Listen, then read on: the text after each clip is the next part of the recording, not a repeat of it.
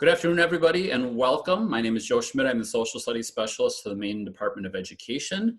I'm glad today to be hosting this virtual professional development opportunity, talking about teaching about World War I using a variety of online resources. Today, our presenters are, World War II, my bad. World War II, thank you, Shane. We had World War I last week. World War II this week. Our speakers today include Shane Gower. He is president of the Maine Council for the Social Studies. He's been recognized and attended numerous national group trainings, and he is going to be talking about his work and what he does in teaching with World War II. Shane is a past participant of my teacher leader cohort and has actually led a previous teacher leader webinar about using primary sources in your classroom. So that'll be Shane. Representing the World War II Museum, we have Kate and Kristen. They're going to talk about the museum themselves, the resources that are available online and virtually for use during this time in working with your classrooms. And again, all three presenters have said feel free to go ahead and unmute and ask questions at any time. I will monitor the chat box. And with that being said, I will turn it over to Shane. All right, thanks, Joe. And thanks everyone for being here. And I'm going to go ahead and share my desktop. So hopefully that's working, yeah? Okay. So I'm going to talk about teaching World War II remotely with some of the resources that I've been involved in previously and show you some of those. First of all, generally speaking, I thought it would be good to start off with something that that you could do if you're looking for something quick that you want to do. I use inquiry a lot in my classes, and some of you might be familiar with question formulation technique and the Right Question Institute. So if you're looking for something quick that you could do, it's not exactly the same, but it's similar. It could be as simple as posting a political cartoon or an image, propaganda poster, and with some context, and ask students to generate questions about what it is that they see on the screen, and then they could pick a question to go ahead and research and try to come up with an answer for. So that's just something simple and relatively quick that you could do remotely. I'm going to talk about two different resources that I've been involved with the creation of, or collaborating with the creation of. One is from National History Day, and the other one is from the American Battle Monuments Commission. The American Battle Monuments Commission is the federal organization that oversees and maintains the American cemeteries for both World War I and World War II in Europe. And I was fortunate enough a few years ago to participate in a program in which they had funding, and we were able to travel and visit several of the cemeteries in Europe. So you'll notice one of the lessons I'm going to point out is comparing one of those cemeteries to the National World War II Memorial. So the first resource to talk about, and this one may not work quite as well for remote learning. In fact, you might hold off on remote learning with this, but it's a great resource. And that is to ask students to potentially research a silent hero. That is someone maybe local, someone who was killed in the Second World War, and someone that they can do research on, so to speak. And actually, I have this link here that I can click on, and you can see that there's some guidelines for doing research on a silent hero on the ABMC website. So, and then if you do the research, you can come up with a profile, and there's actually the Silent Heroes website that you can go to. And they're open to having local soldiers profiled. And if you go to the gallery on the website, you'll notice that you can search up Maine. And some of these are my students that have done research over the years, but there are other folks from Maine as well who have done these profiles from both the First and Second World War, by the way. But you can see there's a lot of great information here from the research that students have done in the past. So, I'm not sure how well that would work in a remote world, but I just wanted you to be aware of that resource. It's certainly something that you can do, beyond the remote world in that way. So a few things to talk about now that you can do, I think, better, more so in the remote world. And that is some of the lessons that we were involved in creating with the ABMC. And so the first one I want to point out is the lesson that I created. And this lesson, again, all the lessons are housed here on this website. But the lesson that I created is asking students to compare and contrast the Epinal American Cemetery. I picked one of the cemeteries, and it happened to be where a soldier from Maine, one of the soldiers from Maine that we researched, is buried at Epinal in France, and comparing it to the National World War II Memorial, and asking the question, how do we memorialize World War II service members who made the ultimate sacrifice? And comparing and contrasting how the two different memorials essentially attempted to do that. And you can see on the website, it gives you the objectives, the standards, the materials, etc. And the way that this can be done remotely is because, is because all of the materials are online. So there are electronic photos of both memorials, and you can have students look at those. You can also bring in art into it as well. You can bring in horticulture. You can also bring in architecture. There's a lot of different things you can kind of bring into it to talk about, what choices were made and why to honor the sacrifice made by soldiers. So that's one lesson that can be done remotely. Here's another one. This one is done by a gentleman named Joe Boyle from Ohio.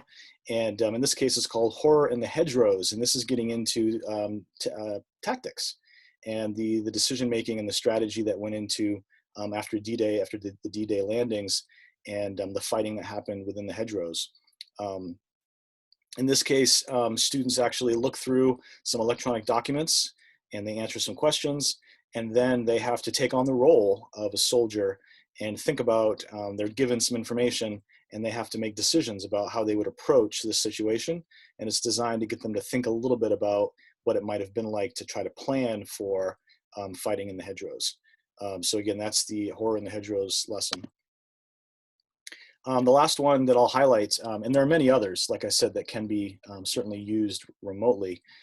This one is the debate over the Women's Army Corps.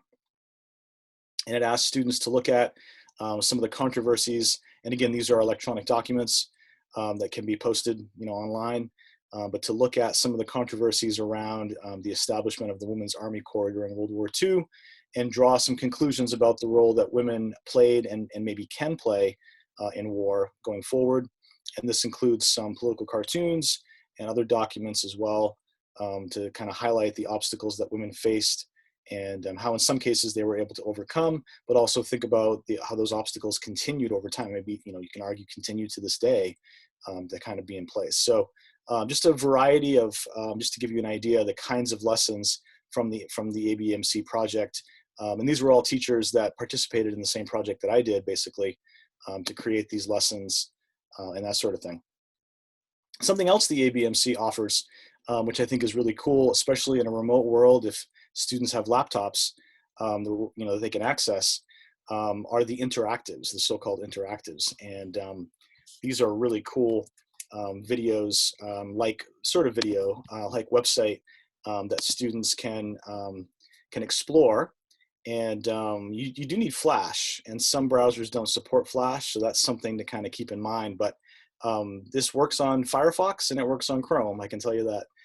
So if you click on enter, what's really neat about it is students can explore on their own, and they can go through and check out whatever part they want. They can look at the pre-war period. If you look at the bottom of the website, they can go to 1939 and look at some things that happened as the war started. And or they can fast forward to American involvement in the war. And any one of these, if you click on them, I'll click on the Japanese attack on Pearl Harbor real quick. It gives you some text, so you can kind of read through, and it's pretty medium level reading, I think. It's not super challenging, very accessible, I think, for a lot of students, and it's not very long, as you can see. But what's even maybe better, arguably, is the video. So you can click on the video clip. And you can make that big screen, large screen, fill the screen if you want to.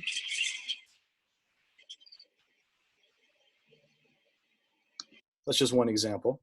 And then, you know, you can go to other years. And again, there's so many rabbit holes that you can go down. I think it's helpful in this case to maybe give kids some parameter. You know, find 2 things that you're interested in, or, you know, something like that. But there's, you know, all kinds of possibilities here for ways that you can use this interactive from the ABMC. And, you know, again, you can go to the end of the war, and they're all basically the same kind of things. Like if you go to the Nuremberg trials, again, there's always a video clip and there's always some text to go along with it. So it's really a neat, I think a neat, you know, resource that students could have access to if they have laptops. If they're using a phone or a tablet, I don't think it works on those devices. It's the nature of Flash, I think, on the web, but it would work well on a website. All right. Shane, a couple of questions that are popping up in the chat very quick. Oh, sure. You're going to be able to share these links. I saw at the beginning of your presentation there was a okay, so we can get that out to people, and I will post that alongside of the video when we get that up on the website. Yep. Whoops. I probably should have highlighted that, but right here in red, you can take a screenshot of that, or you can write it down real quick, or you can take a picture with your phone if you want to. But it's the tiny URL. It's a Google. This is all saved as a Google slideshow, so you can get access to all the links and the slideshow from that. And then Shane, there was, I think I've typed that correctly. I threw that into the chat box. Hopefully I got it all correctly. There was also a question about, is there the option for the text to be read aloud? On the interactive, I'm assuming the question is? Yep. I think that's a good question. Let's go back and take a look at that. Because I'm not sure off the top of my head. I don't remember specifically. So let me go ahead back to that. Maybe in Safari, if you use Safari, you might be able to. But I don't know, because I'm on Firefox right now. I don't know that there's a setting. I know in Safari generally you can highlight text and it'll read it to you. But I don't think that same. Yeah, I don't think it's available in the same way with Firefox. But I think if you were using Safari, then you would be able to. Yeah. Also, I will say too, I think students can get some meaning from this without having to read the text. And that could be whether you are giving them some context or just by asking them to look at what they're interested in and maybe just watch the videos if reading the text feels overwhelming, or maybe it's not, you know, for students with needs or whatever. So that's another way to think of it too, maybe, in that case. Was there anything else? I'm sorry, I'm not seeing the questions pop up. I don't know if it's the way I'm looking at this or what, but. No, you're okay, that's all. There's people loving the resource, but that was it for questions so far. Okay, great. All right, lastly then, also from the ABMC, this is the last one. They also have a bunch of videos, and I think they just do a really good job. They have at their cemeteries, maybe not all of them, but at most of them, they have a visitor center. And the visitor center is like a little museum in a sense. And each of them have a short video. Some of them are a little longer than others, but they're really well made, and they're really focusing on the individual sacrifice and kind of the story of maybe the people in the area, the battles that they were in, and that kind of a thing. And all those videos are also available through YouTube, through their YouTube channel. And so they do have quite a few videos there. And they have other videos as well that they've made from the various ceremonies that they've had at their cemeteries, and just promoting the anniversaries of different events related to World War II. And so I'll just show you real quick just a little bit from one of their videos that I really liked. And so this is their channel, okay? And this is from the 75th anniversary last year. And you can see this one's pretty short, 2 minutes. You are about to embark upon the great crusade toward which we have striven these many months. The eyes of the world are upon you. You will bring about the destruction of the German war machine, the elimination of Nazi tyranny over the oppressed peoples of Europe, and security for ourselves in a free world. So it's just a little taste of the videos they have. And as I said, they also have videos that depict the cemeteries themselves and focus on those individual stories. They have a video that talks about how they maintain the cemetery and why they maintain it the way that they do. So depending on which direction you want to go or what it is that you want students to get out of it, there's different videos that you could use. And again, they have those, as it turns out, for both the First World War and the Second World War, because they are maintaining cemeteries from both wars. That is basically it for what I have. So I think at this point, I'm ready to turn things over to our friends from the National World War II Museum. Awesome. Well, thanks, Shane. And my name is Kate. I am the distance learning specialist at the National World War II Museum in New Orleans, currently not at the museum. What I usually do is basically our virtual field trips. Currently, we're not able to do the virtual field trips the way we usually do them because we are not able to get into our museum at all. So can't get in the studio, can't get anything like that. So I want to talk about some of the other virtual things that our museum is trying out. We've had some issues, and then kind of what we can offer you virtually. And then Kristen will come on and talk a little bit more about all of our curriculum. So the first thing I want to talk about is we have decided to go live at 11 Central, so 12 noon Eastern time every single day. We started this 2 weeks ago now. And so every day, Monday through Friday, we go live with a presentation. Mondays through, and I'll type all this in, Mondays through Wednesdays are adult programming. Not to say that students can't watch them, but they are geared towards more of a general audience. So Mondays and Tuesdays, we have curatorial talking about things, Ask a Curator. We just did one on the Ghost Army, for example. On Wednesdays, we go live with our Institute for War and Democracy. And they basically, one of our PhD historians chooses a topic and talks about it. We actually had one of our historians talk about World War I 2 weeks ago. But then Thursdays and Fridays, our go live, and I'll talk about how we go live in a second, at 11 Central, 12 noon Eastern, are student programs. Mostly geared towards middle and high school, but depending on what we're doing, sometimes it's elementary. So we've been leveraging our STEM. We've had our STEM leaders go on once. We had our basically elementary program educator go on. And for the last 2 weeks, it's been me. Last week, we partnered with the Pearl Harbor Aviation Museum in Hawaii and went live with them. This week, it's been me presenting about D-Day and an interactive, basically choose your own adventure kind of thing.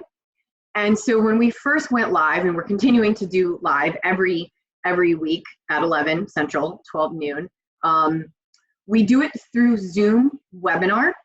So if you're not familiar with Zoom webinar, it's very much like this meeting room, except you can only see and hear the panelists. So if your students were watching, they are basically relegated to chat function or Q&A. We actually have been turning off the chat, so it's only Q&A. So we can see the questions that they type in. They are recorded. Talk about that in a second. I'll share my screen. But we can't see or hear the students. It's kind of like you're talking to yourself when you're presenting. So it's kind of eliminated some of the issues we've been hearing around, with Zoom and things like that. We pay for a very big Zoom webinar subscription. So I'm presenting, and I can have 500 students in my Zoom webinar room, yet I can't see or hear them. I can only see what they type in the Q&A. What we have been doing is pushing those webinars to Facebook Live. We've been having some issues with Facebook Live. Sometimes it works, sometimes it doesn't. And so we have actually decided to use the Zoom webinar room, bring people into the webinar room. So I'm actually going to share my screen. I'll kind of show you how we did it today. And pushing it, we're going to try YouTube next week. And kind of, we call that Lanyap in New Orleans, kind of extra, but bringing people to our Zoom room. So today, about an hour ago, I did our DDay electronic field trip exploration. And on our Facebook page, which is where you can find most of this information, I did part 1. And we just put out the link.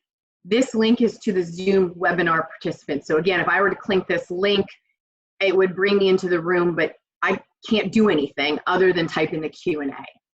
I can't be on screen, you can't hear me, and you never would be able to. And then I presented, this is recorded. Every single one of our live presentations are recorded.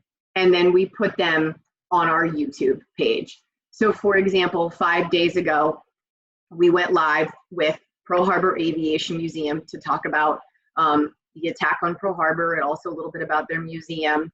And we put it on YouTube afterwards in case you can't watch it, live at 11 a.m. Central, 12 noon. They go on YouTube roughly that same day, depending on how fast me and my colleague can get them cut and up there. We are going live every day, so sometimes it's a little bit later. But that's not the only thing we're adding to our YouTube. We're actually currently working with YouTube itself to redesign this to make it a little bit easier. But right now it's just the latest video we uploaded is on there. So we've been doing a lot of oral histories as well, but you can see we did Ask a Curator on one of our adult programs. We did another one, DDay Innovations, just on Tuesday. And so every single live program, whether it's the adult Monday, Tuesday, Wednesday, or the student Thursday, Friday, is live at 11 and then recorded on our basically YouTube page. We put it on YouTube page, hoping to go live YouTube eventually. But again, we're going to stick with the Zoom webinar format because it works very, very well. So before I talk anything else, I want to kind of open it up for questions about what our museum is doing going live every day, Monday through Friday, or kind of any of the recordings, and see if anyone has any questions with that. Facebook, World War II Museum Facebook is the best way to find out information about what we are doing live. Any questions? Does anybody have any questions? You should have the ability to unmute yourself. I see Leslie did. Yeah. And if anybody has, Shane is still sticking around. So if we have a question for Shane from previously that we missed, or for Kate, feel free to unmute yourself. Yep, I just wanted to check in and see, is there a place where there's a schedule of what your live webinars will be about that we can look for so we know in advance? So we have on our actual website, we have a sign up that you can sign up for, basically an e-com or an email that will send you a daily email about what is going live that day and what is upcoming. And I can actually find that link and put it in the chat. So for example, next Monday, we have a live presentation with Woody Williams, the Medal of Honor recipient. And then the next day we're talking about rationing with one of our curators. You would get an email that day telling what we're doing live and then what's upcoming. So yes, ma'am. And I'll get that in the chat here quickly. Or Kristen, if you can find that, maybe while I'm talking, that would be awesome. Thank you so much. Other questions about live? So yeah, so this upcoming week, Woody Williams is on Monday, rationing with a curator. And then we're going to be interviewing a World War II veteran. We actually haven't tried this yet. We haven't really brought on any veterans live, but we're trying it for the first time Wednesday. And our Institute of War and Democracy is going to interview him. And then our student programs are actually food science on Thursday and then baking on rations with rations Friday.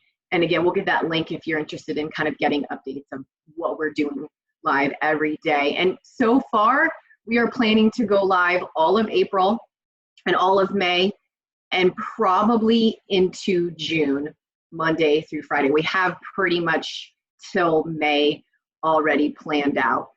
So if you are looking for programs in a few weeks, we'll still be going live at 11 noon Eastern time. So with that, I'm going to quickly talk about Flipgrid. And again, if any questions about going live come to you later. And again, even if you're just interested in the adult programs, they're pretty interesting. I've learned quite a lot, actually. But we, about a month ago, before any of this happened, like actually 2 months ago, we created a partnership with Flipgrid. Some people knew what Flipgrid was. Most high school teachers at that point had no idea what Flipgrid was. Now almost all of us do, because we're teaching from home. But if you don't, it's basically video. Like, think of like bell ringers, but complete video. That's how I kind of think of it. I taught high school in North Carolina, rural North Carolina, for a long time, and that's kind of what I think of it. And so we have really two things. If you are a teacher, you sign up for basically a virtual classroom. Everything is free because this is owned by Microsoft. And the Disco library, it started off as basically teachers creating a lesson on Flipgrid and wanting other teachers to be able to use it. And so they were sharing it. So you can see there are thousands of shared lessons. Well, organizations kind of got wind of this and basically wanted to be part of it. And so the Met was actually the first museum to basically create a tile on Flipgrid. And then we were the second museum. And so you can see all the different organizations here, and basically they upload lessons. And so we currently have 33 mini lessons. Many of them are taken directly from our actual content curriculum that Kristen's going to talk about. And so you can kind of see this is the back end of what I see, so you wouldn't be able to see the engagement time. But all I would do if I was a teacher and I wanted to maybe talk about the Holocaust, I would just add this lesson to my classroom, and then students can use it. The museum or whoever created it cannot see the videos. We can see that you used it in your classroom, but that's it. I can't see the videos. I can't see any engagement other than how long the videos were if students upload videos, but it's completely separate. And so this is, we have a video, a 10-minute video of a Holocaust survivor. Then we have a background essay, and basically then students would upload a video answering this question: why is it important to study and learn about the Holocaust? You know, if you could sit down with Mr. Agner, which he has a very moving story, would you ask or tell him? And so we can see this has been used 65 times and students have uploaded videos, yet we can't see who used it. So if you're worried about privacy, it's really good because the organizations can't see anything. What we have been doing is uploading scenario videos. So we have all these different scenario cards on our World War II classroom that are from World War II, gives a scenario, gives the students a prompt, and then it actually shows what really happened, the outcome. Well, we have uploaded those, and we're doing 2 a week basically, to Flipgrid. So you can assign the strategic decision-making #1 over in Europe. We also have all the Pacific ones. It's basically me reading out the prompt, and then you can see the prompt and the scenario, and students can respond. Again, you could also make these yourselves on Flipgrid, but we have done it for you by basically reading out the scenario and the prompt, and then having students respond to the prompt. And I think Kristen can talk a little bit more about a teacher that we have who is using these, who we work with pretty closely in New Orleans. So we have 33 lessons all about World War II. We add about 2 to 3 a week. And then the last thing is students can ask us questions directly. So we have created a page, Ask a Museum Educator. So your students, and you don't actually even have to be on Flipgrid. There's a guest code now. This is new with the COVID closures, where if you have this code, you can upload a video even if you don't have a Flipgrid account. And basically, students have been asking us questions. Maybe it's for a school project, maybe it's about a career in a museum, and then we respond with a video. When the student asks a question, it is hidden. The only person that can see it is a museum educator on our Flipgrid page. If the student or the teacher allows, we can make it active. That means anybody can see the question if they're on our Flipgrid page, but we mostly keep them hidden. So it's basically a conversation between the student and the museum educator. Of course, if you're a teacher assigning this, you can see the whole conversation. So this is just a different way that we have been trying to engage with students. We've only been on Flipgrid for like I said, about 2 months. And the Met is another museum that's on there. So does anyone have any questions about Flipgrid? I know it can be, when I first got on Flipgrid, I was like, what the heck? This is super overwhelming and I don't understand how it works. But once we started playing around with it, it was actually really, really easy and really, really helpful to engage with students. So happy to answer. And also, I'll put my email in here. You can directly email me if you have questions later on. And I can answer them, or I can send you to the person who can't answer them. But happy to answer any questions about our Flipgrid in general, or of course, going live at 11 Central every day.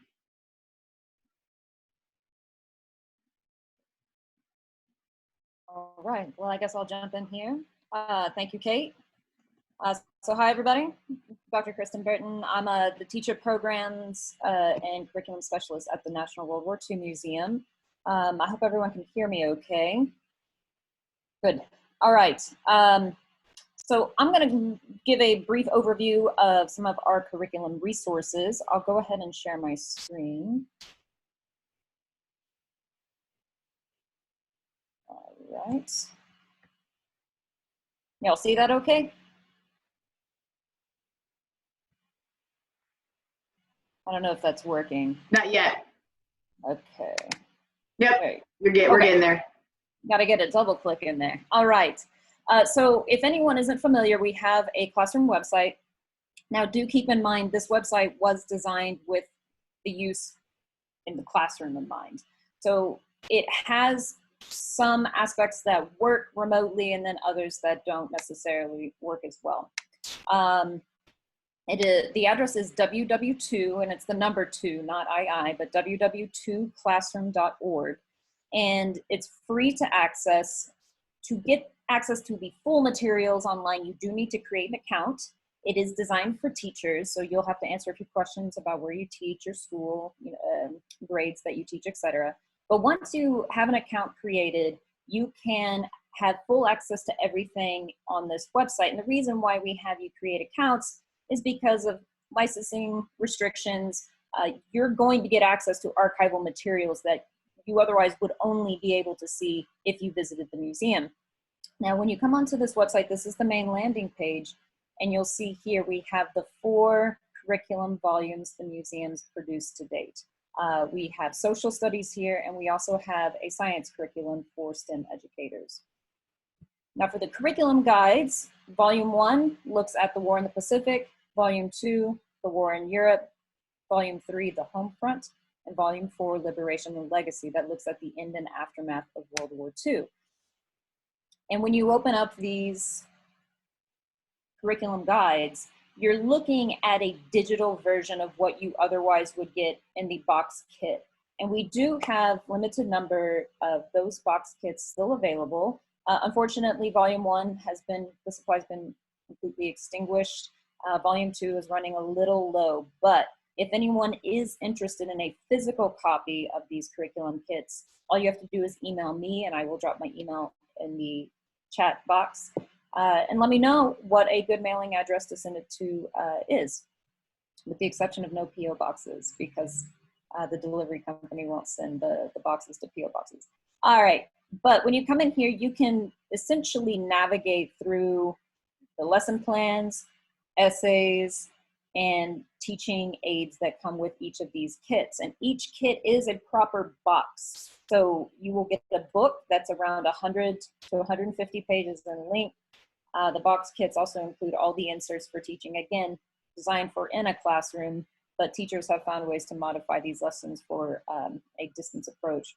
And then also classroom posters and things of that nature. That's what comes in the box. What appears on this website is every single lesson plan, every single essay, and every insert you would receive should you order the box kit. And they all come as PDFs. So let's see here. I really like this particular lesson. This is from our home front curriculum. And what this lesson does is have your students look at propaganda posters from World War II. And you will see in these lessons, I'll go ahead and make this a little smaller so it fits a bit better. You'll have a brief contextual overview. It will tell you the grade levels it's designed for. This is not hard and fast. Plenty of teachers who teach middle school level have used our curriculum materials and adjust them for that class, for their students, for those class grades. It'll tell you what materials each lesson requires, and all of our lessons do align with National Common Core and National History standards. And so you will see the procedures. Again, these are guidelines and you are welcome to make adjustments as necessary. And it can give you an idea of how to structure this either in a classroom, but with some adaptation could be used in a distance learning approach. You also have extension exercises. Now, this particular lesson comes with teaching aids. So this access bar here on the side lets you select what you would like to look at so you can help pare down what is otherwise quite a bit of material. So if you look at these propaganda posters that pair with that lesson, you have 12 different images, famous propaganda posters from the era, and then you'll get that same image with the text removed. And essentially you're asking the students to engage in visual analysis of this particular lesson. What kind of message are these posters really conveying when you remove the text? And on our Facebook group page, which I'll pull up here in a second, I shared this lesson the other day, and I couldn't help but think about many of the ads we're seeing lately related to the COVID-19 outbreak. So what I did in sharing this lesson, let's scroll down a little bit here, just looking at how you can draw connections between the past and present. Here we have our own propaganda posters for this current situation we're living in, and how we can maybe use this moment as a teaching tool for students thinking about how the government in the midst of World War II promoted certain actions from its populace. So I'll get back to this Facebook group page in just a moment, but I wanted to give you a little overview of some of these materials. In addition to the lesson plans, there's lots of essays. And these essays are written by guest scholars, in-house historians, and the teacher programs and curriculum specialists. I didn't write this particular volume. I did the Liberation and Legacy. But if you want to look at multiple curriculum kits and say, I want to look at the essays for Homefront and Liberation and Legacy, you can access those quite easily. And these are PDFs, just like the lessons. Regarding the question of dictation with PDFs, given the software ability of your computer, you can do text dictation because these are searchable PDFs. So these essays are written with a 8th to 9th grade level in mind. They're usually between 1,000 to 1,500 words, and they give brief overviews of a wide variety of topics, spanning all different theaters of the war and the end and aftermath of the war as well. So they're all together, I think there are between 40 to 50 different essays between the 4 volumes.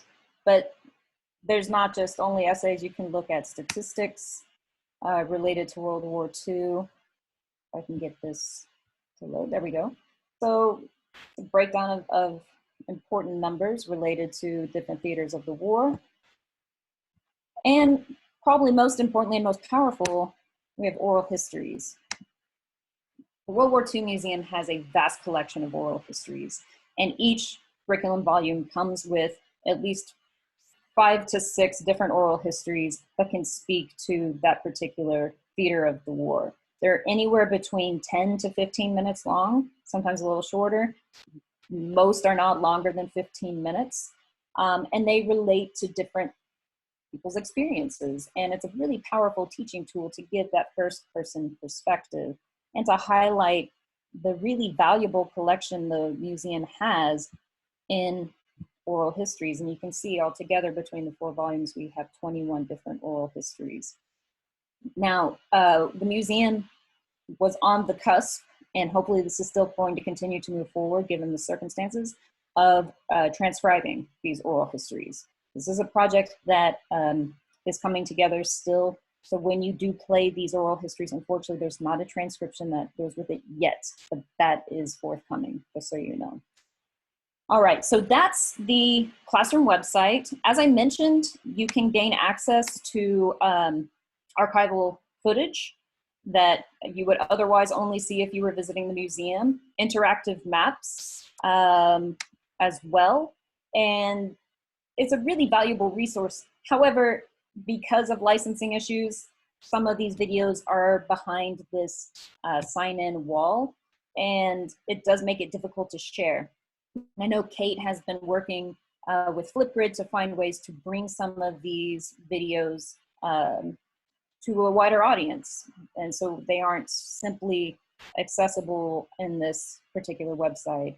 But we have a lot of wonderful resources, pretty vast collection detailing the different theaters of the war, and you can see the different maps that play in the museum as well to show how different. In 1931, Japan moves to systematically subjugate China.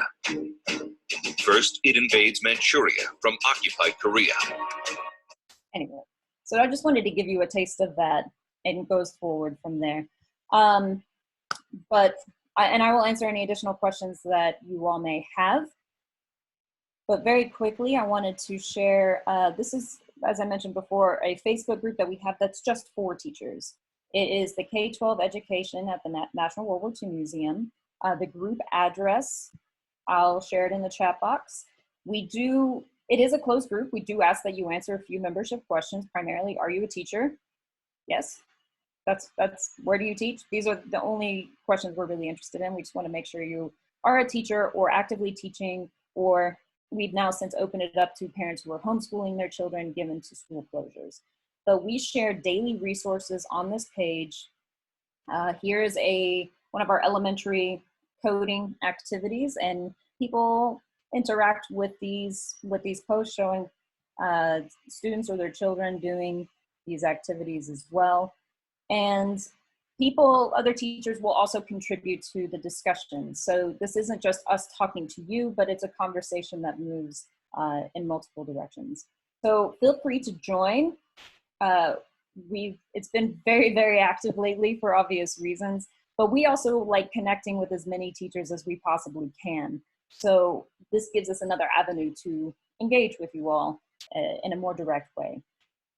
And finally, we have put together and we're about to redesign a website that just essentially gives you a broad overview of all of our online teaching resources. We're going to add more content to it in this next week. So this will be changing, just in that more is being added to it. And I'll also share this link in the chat box as well. It has the classroom website I just showed you, direct link to the STEM curriculum, as well as Flipgrid that Kate mentioned, and at-home science activities for children, distance learning program archive, and so on. We have a lot of material, and we want to make sure as much as is accessible as possible, but also not to overwhelm anybody. So we do have a direct line, learning at home at national.www2museum.org. If you have questions about resources or you're not sure how to apply certain materials in a distance learning format, we are on hand. It's something of a teacher hotline. We will answer your questions as soon as possible. So I'll drop those links in the chat box. If anyone has any questions, please let me know. And I guess very quickly, Kate did mention, this is one of our local New Orleans teachers at Holy Cross who is using Flipgrid to bring in our own curriculum into a distance learning approach. And he provides everything to the students. The students can then respond. And this is one of the teachers we've worked with quite closely because he's so local. He comes to the museum probably about a dozen times in a school year. And he is also on that Facebook page and has been sharing his own resources using Flipgrid with other teachers, and can be on hand to ask any questions that you may have about how he specifically uses it as well. And we're happy to put you in touch. So, all right, I'm going to go ahead and wrap up because This is quite a lot of material I just threw your way, but I'll share those links in the chat box, and please do let me know if you have any questions. All right. Thank you, Kristen. And if Kristen, Kate, if you want to compile any sort of thing, what I'm starting to do on the website associated where I'll post the video, I can put in a link if you have any sort of resource that you want to just capture kind of in one place to help people as well, so we can always follow up. So I'll put like Shane's presentation in there, and then anything you guys want it associated with that as well. So just let me know the best way that you want that captured kind of as a single place, and I'll do that as well. Shane says, the question about having the text read aloud, I've determined the interactive works in Safari. And if in Safari, if you highlight the text and right click or control click on it, it will read it to you. Kristen's dropping in a bunch of links in there for your online teaching resources for the K-12 education Facebook group as well. I'm going to drop in my link. I forgot to announce this at the beginning, but if you need a contact hour, I've just put a link to a Google form. A lot of you have probably heard this before. Make sure you put in the correct email, because that's where it will email your contact hour. Make sure you spell your name correctly. It will ask you some questions. And then the last question on the survey is, did you complete the webinar? Make sure you hit yes. You will then get 100% on the quiz, and it will email you the certificate.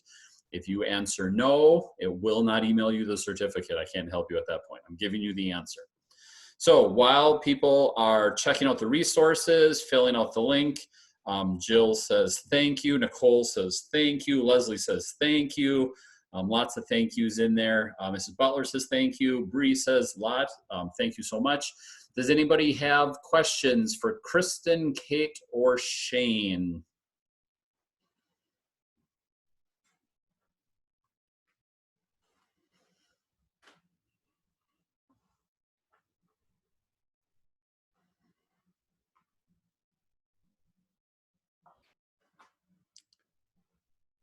Questions for Kristen, Kate, or Shane, everybody? Jonathan asks, is there any material on international non-combatants? I guess I'll open that up to all three if anybody's aware. So regarding international non-combatants, we're speaking about civilian populations abroad during World War II, correct? Yes. For example, there were a lot of people from India that came to France, and they did a lot of work for the military, building roads, bridges, doing a variety of things. Right. So because of the mission of the National World War II Museum is focused on telling the story of the American experience, we do have that emphasis in our materials. That being said, we do have an essay in our last volume, Volume 4, Liberation and Legacy, written by Dr. Rana Mitter on liberation in China. And he focuses heavily on the end of the war in China and in India and the decolonization that follows. So we have global aspects that appear in some capacity, but unfortunately it is not a central focus in the majority of our material. Yeah, I wouldn't think it would be the focus of the National Museum, but I was just wondering because it is an interesting aspect that we don't often talk about.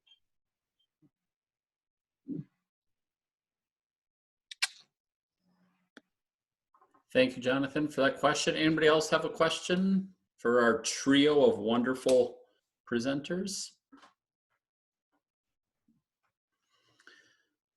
We are also uploading, I was trying to find it. Not only are we going live every day, but our museum as a whole is uploading a lot of digital content, mostly essays, to our website every day. And so our actual museum website, we just actually was trying to find it, I can't find it.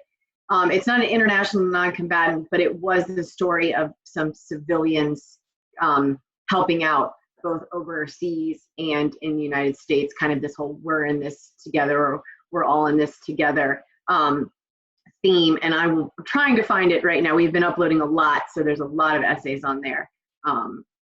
But if you are interested, just kind of check out the website for our digital content every day, because we are pushing out a lot of essays. I will add too, at the end of May, we have scheduled a joint webinar we are going to be hosting with the National World War I Museum, looking at, I believe, the Spanish flu pandemic, because I can't think of anything more timely. So it's going to be a 2-day webinar. World War I will be the focus for 1 day, and then we will carry it into World War II and advances that came out of the Spanish flu pandemic that carried into World War II on day 2. So that's the end of May. Stay tuned for that. Here's one we just did on professional wrestling in World War II, if you're interested. I enjoyed it.